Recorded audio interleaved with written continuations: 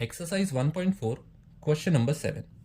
If A is x such that x is a natural number, B is x such that x is an even natural number, C is x such that x is an odd natural number, and D is x such that x is a prime number, then find these all intersections. तो directly इनके set builder form से intersection find करने की बजाय मैं पहले इन सब का रोस्टर फॉर्म लिस्ट कर देता हूँ और उसके बाद एलिमेंट्स को कंपेयर करना थोड़ा इजी होगा. तो सबसे पहले ए का रोस्टर फॉर्म. ए है नेचुरल नंबर, तो शुरू होगा 1 से और इसमें कोई बाउंड नहीं लगा तो ये जाएगा इनफाइनाइट तक. सो 1 2 3 4 5 6 7 8 9 10 और ये चलता जाएगा up to infinite. Now B है एक इवन नेचुरल नंबर, तो बी हो जाएगा 2 4 6 8 10 and so on. Now C है एक ऑड नेचुरल नंबर, तो ये शुरू होगा 1 से. 1 3 5 7 9 एंड सो ऑन. और डी है एक प्राइम नंबर, तो प्राइम नंबर 1 से नहीं 2 से शुरू होते हैं, तो ये हो जाएगा 2 3 5 7 11 and so on. So these all are the roster forms of the given sets. अब पहला है ए इंटरसेक्शन बी. तो ए और बी में जो कॉमन एलिमेंट्स है वो हमें लिस्ट करने हैं. ए तो सारे नेचुरल नंबर्स का सेट है और बी इवन नेचुरल नंबर्स का सेट है. तो एक तरीके से बी मुझे ए का सबसेट दिखाई पड़ता है क्योंकि बी के सारे एलिमेंट्स ए में कवर्ड हैं, क्योंकि सारे इवन नेचुरल नंबर्स तो नेचुरल नंबर्स में होंगे ही. देयरफॉर अगर हमने देखा था कि अगर ए सबसेट है किसी सेट बी का, या फिर इसे माने कि अगर x सबसेट है y का और हमें पूछा है कि x यूनियन y क्या होगा, तो वो y आंसर ही आता है. तो इसमें बड़ा सेट क्या है? बड़ा सेट b है. यहाँ पर बड़ा सेट y था, इधर पर बड़ा सेट a है, तो आंसर आएगा a, which is 1 2 3 4 and so on. I am so sorry, यहाँ पर इंटरसेक्शन लिखा था, मैंने यूनियन फाइंड कर दिया.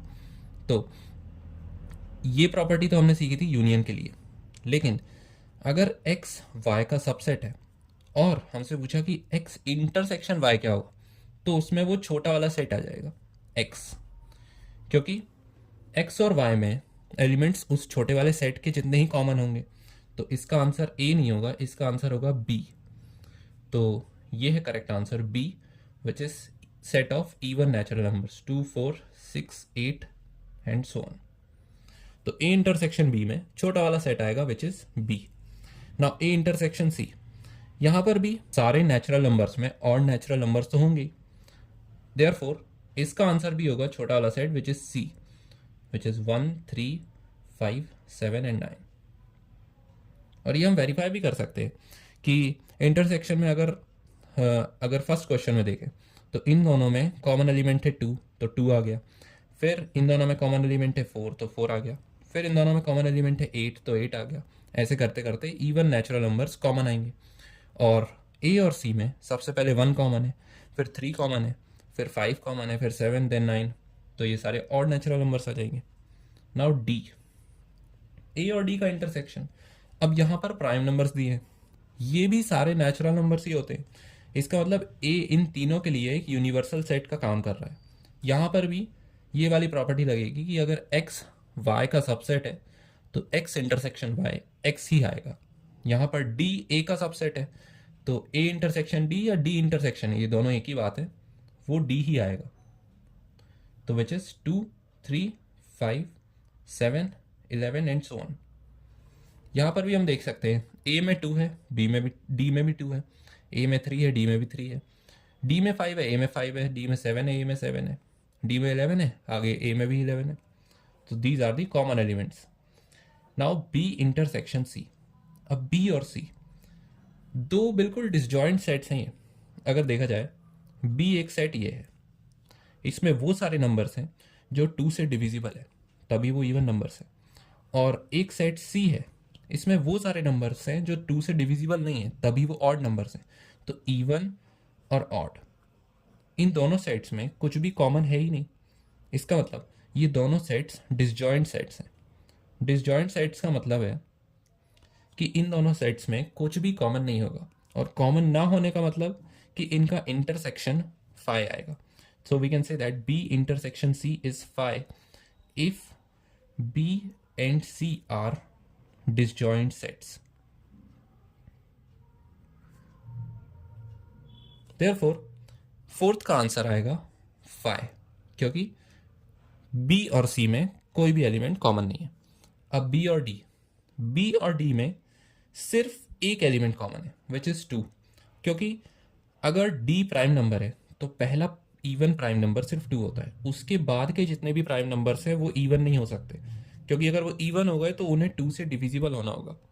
इसका मतलब ये सभी prime numbers odd prime numbers हैं और ये अकेला एक इवन प्राइम नंबर है, और बी सेट पूरे ही इवन नंबर्स का सेट है. इसका मतलब बी और डी में एक ही कॉमन एलिमेंट है विच इज 2. तो बी इंटरसेक्शन डी का आंसर आएगा एक सिंगलटन सेट विच इज 2. तो this is B intersection D. Now C और डी का इंटरसेक्शन, सी और डी के इंटरसेक्शन में ये सारे प्राइम नंबर्स आएंगे, क्योंकि सी में सारे ऑड नंबर्स हैं और हमने कहा कि डी में सिर्फ एक ही इवन प्राइम नंबर है विच इज 2. बचे हुए सारे ऑड प्राइम नंबर्स हैं, और क्योंकि ये ऑड प्राइम नंबर्स हैं तो भले ही इसमें सारे ऑड नंबर्स कवर ना हो, लेकिन जितने ऑड नंबर्स इसमें हैं उससे तो कम ही इसमें कवर होंगे. मतलब ये भी एक तरीके से कह सकते हैं, इसमें डायरेक्ट ये प्रॉपर्टी तो नहीं लगेगी कि डी सी का सबसेट है, क्योंकि डी में 2 है और सी में 1 है, तो डी के सारे एलिमेंट सी में कवर नहीं है. लेकिन थोड़ा बहुत कह सकते हैं कि डी और सी का इंटरसेक्शन बहुत ज़्यादा है. डी में एक अकेला एलिमेंट है 2 जो कि सी के साथ कोलाइड नहीं कर रहा, और सी में बहुत सारे एलिमेंट्स हो सकते हैं जो डी के साथ कोलाइड नहीं कर रहे. ये वाला जो कॉमन पार्ट है बी और डी का, ये वाला जो कॉमन पार्ट है सी और डी का,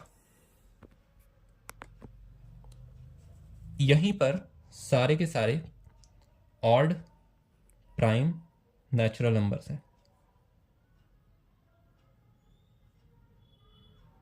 इस पार्ट में ही सारे के सारे ऑड प्राइम नेचुरल नंबर्स हैं. ये डी है और ये सी है, और इसमें बचे हुए वो वाले ऑड नंबर्स हैं जो कि प्राइम नहीं है.